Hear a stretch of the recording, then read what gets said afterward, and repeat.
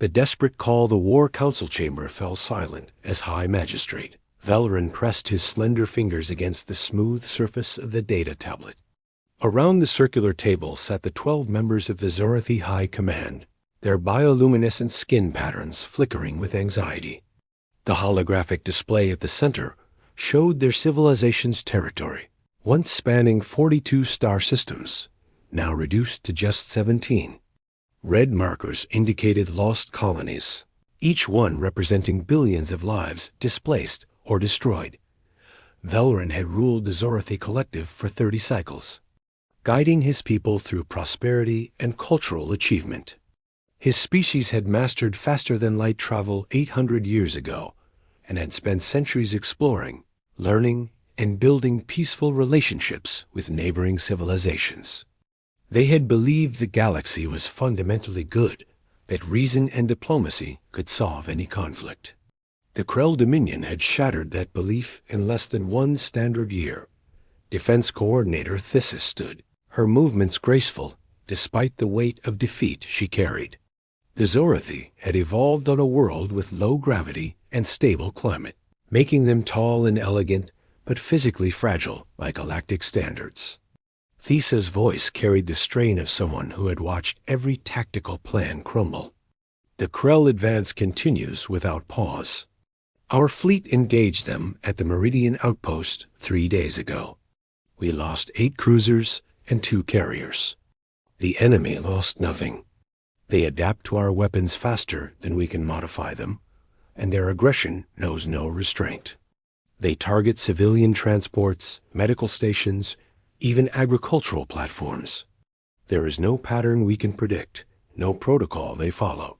Science Director Jorath interjected from across the table, his aged features drawn with exhaustion. We have analyzed every engagement. The Krell possess superior firepower, yes, but more critically, they possess a mindset we cannot counter. They strike without warning, ignore all attempts at negotiation, and pursue total annihilation rather than territorial conquest. Our entire strategic doctrine assumes rational actors seeking tangible goals. The Krell simply want us gone. The words settled over the council like a shroud. The Zorathi had built their civilization on logic, art, and philosophy. Their wars, the few they had experienced in their long history, had been brief affairs settled through mediation and compromise. The concept of an enemy that sought complete destruction was almost incomprehensible to them. Valoran finally spoke, his voice steady despite the turmoil within. I have made a decision that violates every principle of caution our ancestors established. 6 days ago, I authorized the transmission of a quantum-encoded distress beacon into uncharted space. The reaction was immediate. Council members rose from their seats, voices rising in protest and shock. Cultural liaison Marin's skin flashed bright orange, a sign of extreme distress among their kind. You sent a signal to unknown regions? To civilizations we have never contacted, never studied, never evaluated for compatibility or threat level? High Magistrate, this is beyond reckless. It could bring something worse than the Krell to our doorstep. VEL. Rand met each council member's gaze in turn. What could be worse than extinction? We have lost 25 systems in 11 months. Our military cannot stop them. Our allies have withdrawn, protecting their own borders. We are alone, and we are dying. The beacon was programmed with our language matrix, our coordinates, and a simple message. We are under attack and facing annihilation. We offer knowledge, resources, and eternal alliance to any civilization that can provide military assistance. If no one answers, we lose nothing we were not already losing. If someone answers, perhaps we survive. The council members slowly returned to their seats, the fight draining from them. They all knew Valoran was right, even if the decision terrified them. 3 days passed with no response. The Krell destroyed the Havern colony, home to 4 billion Zorathi. Refugee ships flooded toward the core worlds, straining resources already stretched to breaking. Then, on the fourth day, the sensors detected something that should have been impossible. Thesa burst into the High Magistrate's private office without announcement, her skin blazing with patterns of excitement and fear. They came. Someone answered. Velran rushed to the command center, where the massive holographic display showed the outer edge of the Zorathi home system. 43 vessels had emerged from quantum space in perfect formation, moving with precision that spoke of extensive military experience. The ships were unlike anything in the Zorathi database, sleek and angular. Covered in armor plating and weapon emplacements, Communications Officer Salen worked frantically at his station. They are broadcasting on multiple frequencies. The translation matrix is processing. One moment. The main view screen activated, and Velran found himself staring at a creature that sent instinctive alarm through his nervous system. The being had forward-facing eyes like a hunter, strong bone structure, and when it spoke, he could see teeth designed for tearing meat. Its skin was smooth, but lacked any bioluminescence, a flat tone that suggested camouflage capabilities. Everything about it screamed predator. "This is Commander Marcus Chow of the United Earth Defense Fleet. We received your distress call. We are here to render military assistance against the Krell Dominion. Please transmit all tactical data regarding enemy fleet composition, positions, and capabilities. We will formulate a response strategy." Velran stepped forward, trying to keep his voice steady. "Commander Zhao, I am High Magistrate Velran of the Zorathi Collective. We are grateful beyond measure for your response. May I ask what world you hail from? We have no record of your species in our galactic database. Earth, Sol System. Third planet orbiting a G-type main sequence star." Jorath was already accessing astronomical records, his fingers flying across his workstation. Within seconds, his face went pale, his skin patterns fading to barely visible flickers. "High Magistrate, I have located their home world in our survey data. It is classified as a Category 9 Deathworld. Extreme gravity by our standards. Violent tectonic activity, aggressive microbial life, temperature variations that would kill most galactic species. And according to the Ecological Survey, over 15,000 species of predatory animals. Nothing that hostile should be able to support complex civilization." Commander Zhao's expression did not change. "Yes, that is Earth. It made us resilient. It also made us very effective at warfare." Defense Coordinator Thissa found her voice. "Commander, our fleet consists of 31 functional vessels. The Krell have approximately 70 ships and control multiple fortified systems. We have been unable to mount any successful offensive operations. Our defensive actions have only delayed their advance." Zhao nodded, his face serious. "Understood. This task force represents one of our rapid response groups. Our main battle fleet is en route with an additional 120 vessels. They will arrive in 48 hours. The silence in the command center was absolute. Jorath was frantically calculating the industrial capacity required to build and maintain that many warships. The numbers suggested a civilization that had militarized to a degree unthinkable in modern galactic society. Cultural Liaison Marin stepped closer to the display. "Commander Zhao, if I may ask, how many species contribute ships to your fleet?" "Just humans. We operate independently. One species operating over 160 warships represents a military investment that most galactic civilizations would consider economically destructive. Why does Earth maintain such force?" Zhao's expression became grim. "Because our history taught us what happens when you are not prepared. We fought wars on our home world that killed hundreds of millions. We learned that peace is only possible when you have the strength to defend it. We learned that hesitation against an aggressive enemy is just slow suicide. We learned these lessons in blood, and we do not forget them." Velran felt something cold settle in his chest. The Zorathi had called out desperately into the void, hoping for allies who could help them survive. What had answered was something far more dangerous than they had imagined. These humans came from a world that had forged them into weapons, and they had brought those weapons to Zorathi space. Transmit all tactical data to Commander Zhao's fleet. Valerin ordered, his voice barely above a whisper. We will coordinate defensive positions and await the arrival of their main force. As the human ships moved deeper into the system, Thesa approached Valerin privately.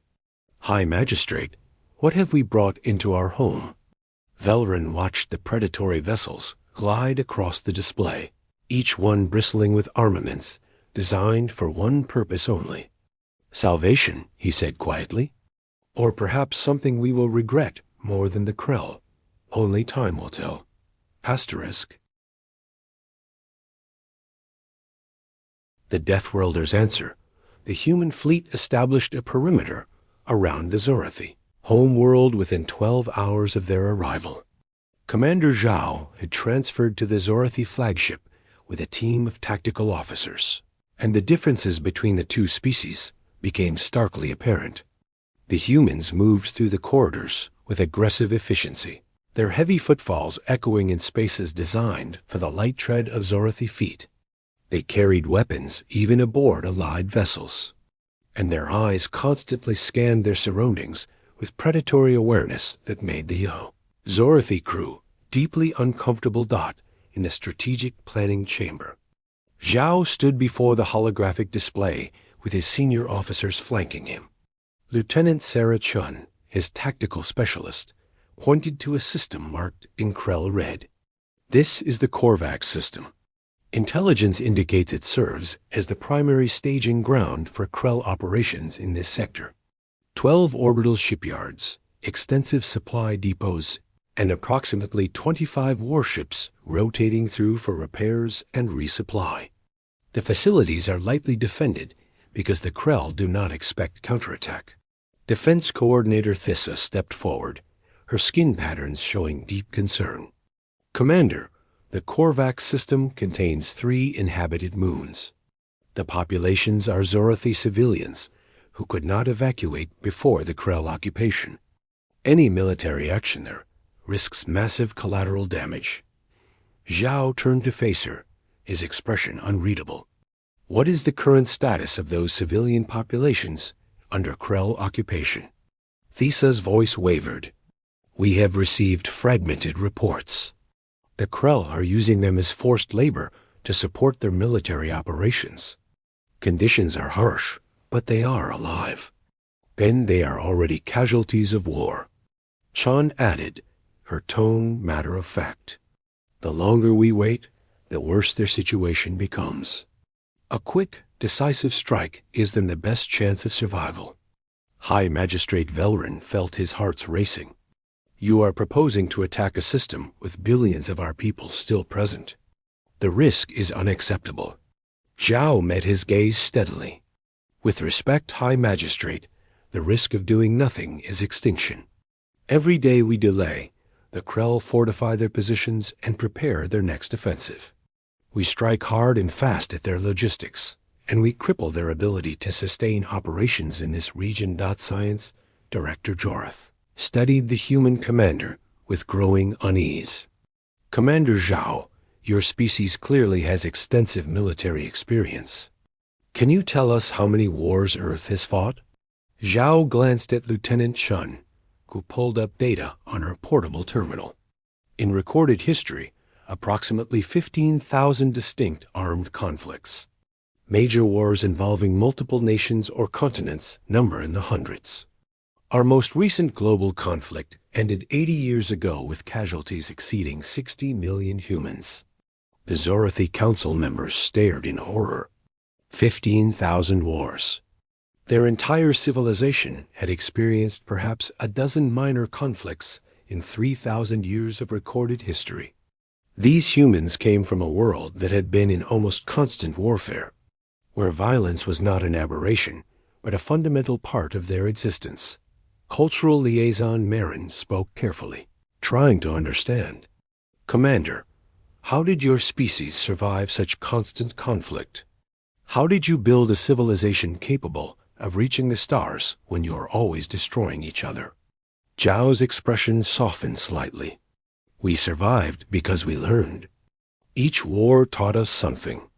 We developed medicine to save the wounded, technology to communicate across battlefields, strategies to minimize our own losses, while maximizing enemy casualties. War drove innovation. It also taught us the value of peace, because we knew intimately what the alternative cost. We are not proud of our violent history, but we do not hide from it either. It made us what we are. And what are you? Valoran asked quietly. Survivors, Zhao said simply. We are survivors who learned that the only way to ensure peace is to be so dangerous that war becomes unthinkable for your enemies. The human main battle fleet arrived 36 hours later, and the scale of their military power became fully apparent. 123 additional vessels materialized in formation, ranging from massive carriers bristling with fighter craft to specialized siege ships designed to crack planetary defenses. The fleet moved with coordinated precision that spoke of countless hours of training and doctrine refined through actual combat experience. Admiral Catherine Frost assumed overall command, a woman whose silver hair and scarred hands told stories of a long military career. She wasted no time on pleasantries. We have reviewed the tactical situation. The Krell have overextended their supply lines and concentrated their forces in forward positions. This makes them vulnerable. We will execute a 3-phase operation. Phase 1. Simultaneous strikes on their logistics hubs in the Korvax and Telmer systems. Phase 2. Hunter-killer groups will target their patrol fleets and eliminate their reconnaissance capabilities. Phase 3. Combined assault on their primary fleet concentration at the Dravo system. Total operational timeline, 11 days. Thesa felt her voice catch. Admiral, you are proposing to attack 3 fortified systems simultaneously while hunting their patrol fleets. Our entire military doctrine emphasizes concentration of force and defensive positioning. This plan violates every principle of safe military engagement. Frost's gaze was unwavering. Your military doctrine is why you are losing. The Krell ignore your rules because rules favor the defender in a war of attrition. We do not fight wars of attrition. We fight wars of annihilation. We hit the enemy so hard and so fast that they cannot recover, cannot adapt, cannot respond. We take away their ability to make war, and we do it before they understand what is happening. But the civilian populations, Valoran began, will be liberated when we destroy the Krell military presence. Frost interrupted. High Magistrate, I understand your concern for your people. That concern is admirable. But right now, your compassion is being used against you. The Krell know you will hesitate to act if civilians are at risk. They position their forces accordingly. We will not allow the enemy to hide behind your people. The attack on the Korvax system began at 040 Standard Time. 12 human destroyers emerged from quantum space at extreme close range, their weapons already charged and targeting solutions locked. The Krell orbital platforms detected the intrusion and began broadcasting alarm signals, but the human vessels opened fire before the defenders could raise shields. Railgun rounds traveling at relativistic speeds tore through shipyard structures, secondary explosions rippling across the installations as fuel reserves and ammunition stores detonated. Krell warships attempted to maneuver into defensive positions, but human fighter squadrons swarmed them, targeting propulsion systems and weapon batteries with surgical precision. Aboard the Zorathi flagship, Thesa watched the battle unfold with a mixture of awe and horror. The humans fought with coordinated brutality, each ship supporting the others in a deadly dance that left no opening for counterattack. When Krell vessels attempted to surrender by powering down their weapons, the human ships continued firing until the targets were completely destroyed. They are not accepting surrender, Thesa said, her voice shaking. Zhao stood beside her, his face impassive. The Krell showed no mercy to your people.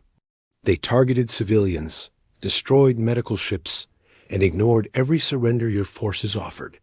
We are teaching them what it means to fight an enemy that remembers. This is vengeance, not justice, perhaps, Zhao acknowledged. But it is also effectiveness. After today, every Krell commander will know that engaging human forces means no quarter given and none received. Fear is a weapon, coordinator. We wield it as surely as our railguns. The battle lasted 4 hours. When it ended, the Korvax system's military infrastructure was completely destroyed. 22 Krell warships had been reduced to expanding debris fields. 3 orbital platforms were offline and venting atmosphere. The human fleet reported minimal damage. 2 destroyers with shield damage, 1 frigate with a damaged sensor array, 0 casualties. Simultaneously, the Telmer system fell to a similar assault. The Krell, accustomed to fighting enemies who valued their own lives and hesitated to risk their forces, had no response to an enemy that struck with overwhelming force and accepted the risks as simply the cost of victory. Within 6 days, Krell patrol fleets across the region had been hunted down and eliminated. Their reconnaissance network collapsed, leaving their commanders blind to human movements. Supply convoys stopped flowing as captains refused to leave port without heavy escorts that no longer existed.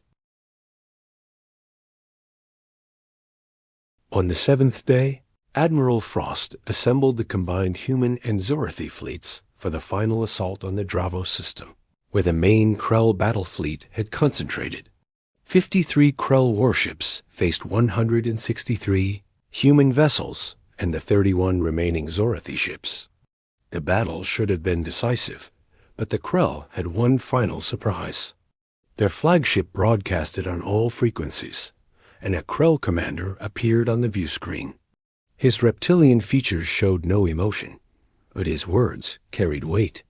Human fleet, you fight without honor, without mercy, without regard for the conventions of civilized warfare.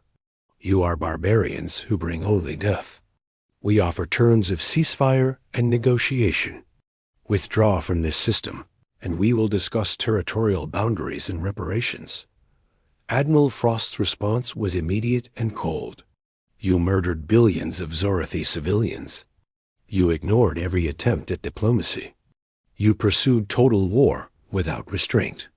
Now you face an enemy willing to match your brutality, and suddenly you want to negotiate. There will be no ceasefire. There will be no negotiation. There will be only one outcome: your complete and unconditional surrender, or your destruction. Choose now. The Krell commander's image flickered with what might have been fear. You would destroy us entirely?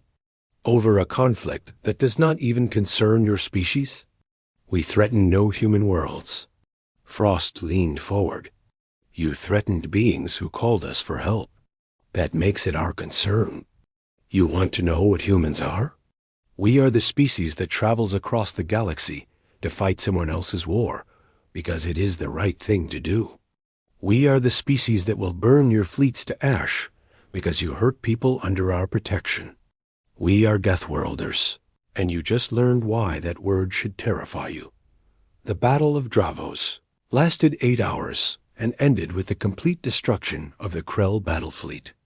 17 Krell ships managed to retreat into quantum space, fleeing back to their home territories. They carried with them stories of the humans, the Deathworlders who fought without hesitation, who showed no mercy to enemies, who brought overwhelming force and the will to use it without restraint. Within 2 months, the Krell Dominion withdrew all forces from Zorathi space and sued for peace. High Magistrate Valoran stood in the council chamber, watching human ships prepare to depart. They had saved the Zorathi civilization, but at a cost Valoran was only beginning to understand. His people would survive, but they would do so knowing that safety had come from embracing the very violence they had always rejected. Commander, Zhao came to say farewell, his expression showing a hint of understanding. You fear us now. I can see it in your eyes, in the way your people move around my soldiers. Valrin did not deny it. You saved us, Commander. But you also showed us what true warfare looks like, and it is more terrible than we imagined. You asked for warriors, and warriors came. Zhao said quietly. You wanted salvation, and we delivered it the only way we know how, with fire and blood and absolute commitment. We are what our world made us. Perhaps one day, when you have had time to heal, you will understand that strength and compassion are not opposites. We fight so that others do not have to. We bear the weight of violence so that gentler species can build their gardens in peace. Now as the human fleet departed, jumping back into quantum space toward distant Earth, Valrin understood the fundamental truth the galaxy would now have to accept. Humanity had emerged from the darkness between stars, and they had brought with them the lessons of a death world. They were savage when necessary, compassionate when possible, and absolutely unrelenting when they decided something was worth fighting for. The Zorathi had been saved, but the galaxy had changed. The Deathworlders had arrived, and nothing would ever be the same. Asterisk.